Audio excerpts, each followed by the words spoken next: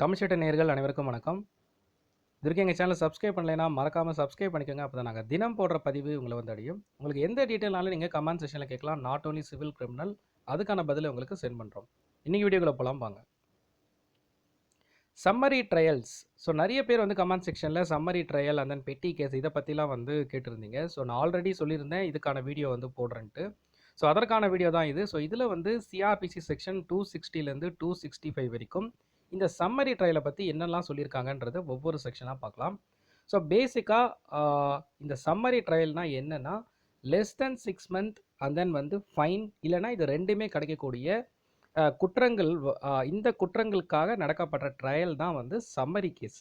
So இந்த குற்றங்கள் உதாரணத்துக்கு ஒரு தெஃப்ட் கேஸ் எடுத்திங்கன்னா ஒரு ப்ராப்பர்ட்டி வேல்யூ வந்து லெஸ் தென் 2000 rupees இருக்குது, நாட் எக்ஸீடிங் 2000 rupees. ஸோ இந்த மாதிரி ஒரு குற்றம், ஒரு திருட்டு குற்றம் நடக்குன்னா அதோட திருட்டு போன பொருளோட வேல்யூ வந்து ஒரு கம்மியான ஒரு வேல்யூ, இதுக்கு வந்து ஒரு 3 months கொடுக்கலாம், இல்லைனா ஃபைன் கொடுக்கலாம். இந்த மாதிரி சிறு குற்றங்களுக்காக விசாரிக்கப்படுற ட்ரையல் தான் வந்து இந்த சம்மரி ட்ரையல்.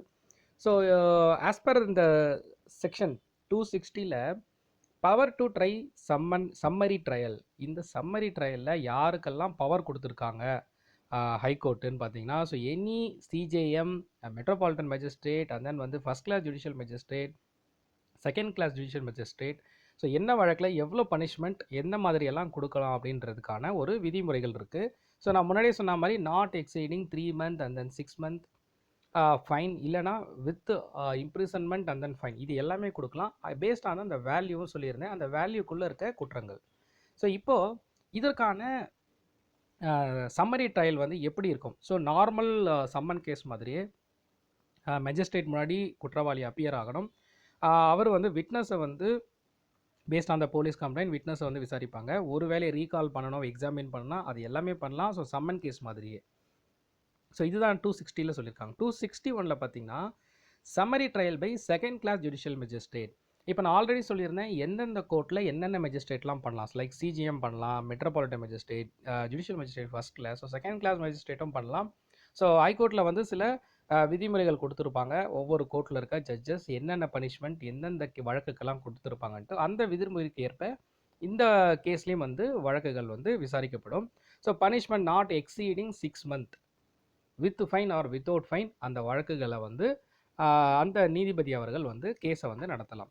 ஸோ 262ல் பார்த்தீங்கன்னா ப்ரொசீஜர் ஃபார் சம்மரி ட்ரையல். இந்த சம்மரி ட்ரையல் என்ன மாதிரி ப்ரொசீஜரில் நடக்கும்னா ஈக்குவலன் டு சம்மன் ட்ரையல். சம்மன் கேஸை வந்து எப்படி ஒரு ட்ரையல் நடக்கும்ன்றதை லாஸ்ட் வீடியோவில் சொல்லியிருப்பேன் 2 பார்ட்டாக. அந்த வீடியோஸை நீங்கள் பார்க்கலைன்னா பிளேலிஸ்ட்குள்ளே இருக்க சிஆர்பிசின்ற ஃபோல்டரில் அதை பார்க்கலாம்.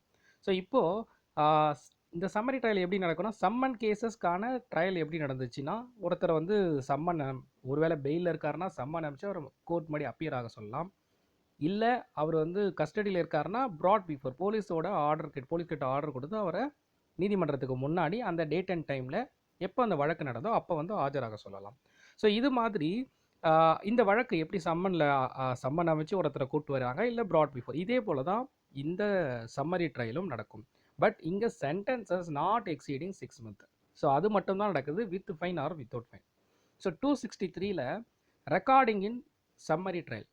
சம்மரி ட்ரையலில் என்ன வந்து வாதுரை, அதாவது என்னெல்லாம் வந்து அதில் இருக்கோ அது எல்லாமே ப்ராப்பராக வந்து இதுக்குன்னு ஒரு ரெஜிஸ்டரில் வந்து ரெக்கார்ட் செய்யப்படும். அதாவது யார் வந்து என்ன குற்றம், என்ன குற்றவாளி, யார் கம்ப்ளைண்டர் யார், ஸோ என்ன வந்து விட்னஸ் என்ன ஃபாலோ பண்ணாங்க, இது ஜென்ரலாக எல்லாத்துலேயும் நடக்கும். பட் அதே சமயத்தில் சம்மரி ட்ரையலுக்குன்னு ஒரு ஃபார்மேட்டில் அந்த ப்ரொசீஜரை ரெக்கார்ட் செய்யப்படும். என்ன வந்து அந்த ட்ரையலில் வந்து அந்த கண்டக்ஷன் அந்த வந்து என்ன சார்ஜஸ்லாம் ஃப்ரேம் பண்ணப்படுதோ அது எல்லாமே அதில் இருக்கும்.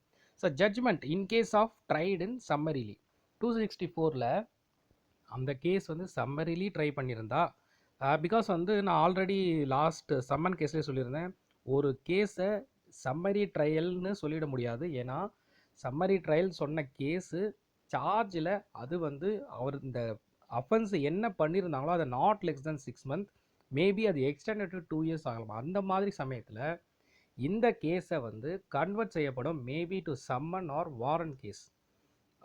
அதை வந்து பேஸ்ட் ஆன் த சார்ஜஸ் அப்போ தான் தெரியும். ஸோ ஜட்ஜ்மெண்ட்டில் இந்த கேஸை சம்மரி ட்ரையலாகவே அந்த கேஸை ட்ரையல் நடத்தியிருந்தால் த கேஸ் அக்யூஸ்ட் வந்து அவர் நாட் ப்ளீட் கில்ட்டினா அந்த ட்ரையலை முடிச்சு ட்ரையலோட அவுட்புட் என்ன வருதோ அதுக்கேற்ற மாதிரி அவர் அக்யூட்டெல்லாம் கன்விக்ஷனாக தெரியும். இதற்கான ஒரு ப்ரீஃப் ஸ்டேட்மெண்ட் என்ன ரீசன் வந்து ஃபைன் பண்ணியிருக்காரு ஜட்ஜ் அவர்கள்ன்றத அந்த ஜட்ஜ்மெண்ட் கொடுக்கும்போது அதற்கான டீட்டெயிலை சொல்லுவார் ஆஸ் பர் 264. ஸோ 265ல் language of recording and judgement.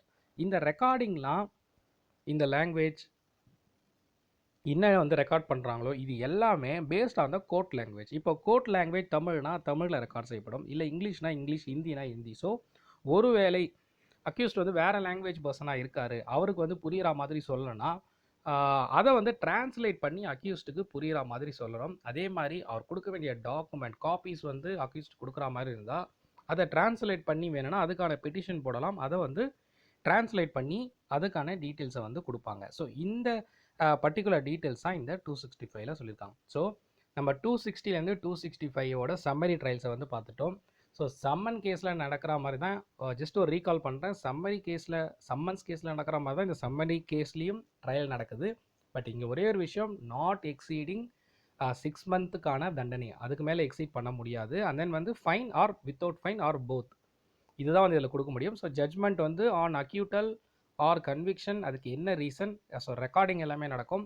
அதே சமயத்தில் ஜட்ஜ்மெண்ட் கொடுக்கும்போது அதுக்கான ஸ்டேட்மெண்ட் வித் லாங்குவேஜ், என்ன லாங்குவேஜில் அவங்க கோர்ட்டில் வந்து அதை வந்து ப்ரொசீட் பண்ணும், அது செகண்ட் கிளாஸ் ஜுடிஷியல் மேஜிஸ்ட்ரேட் வந்து என்ன செய்யணும்.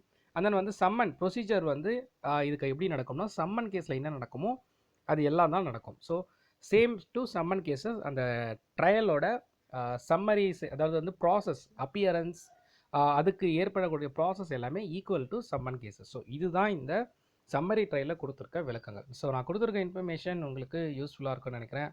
உங்களுக்கு எந்த டீட்டெயில்னாலும் நீங்கள் கமெண்ட் செக்ஷனில் கேட்கலாம், அதுக்கான ரிப்ளை உங்களுக்கு பண்ணுறேன். அடுத்த வீடியோவில் உங்களை சந்திக்கிறேன். நன்றி, வணக்கம்.